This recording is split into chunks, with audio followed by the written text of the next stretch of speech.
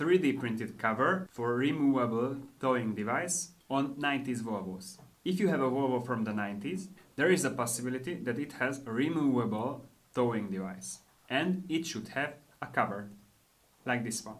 Hi, I'm Peter and I work with 3D printing and 3D designing. This thing was missing from my friend's V70R, so he ordered one. I asked him if I can replicate it, and he said yes.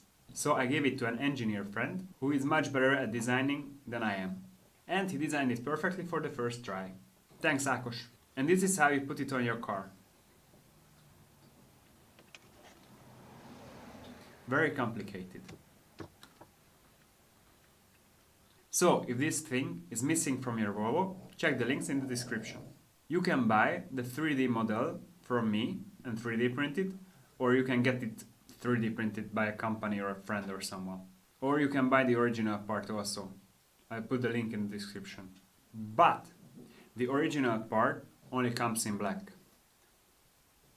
But you can print this thing any color. Use at least PETG because PLA won't stand the heat, the UV and the dynamic impacts. You know, the heating. Thanks for watching this video. Check the description for stuff like this. More 3D models and many more. Bye!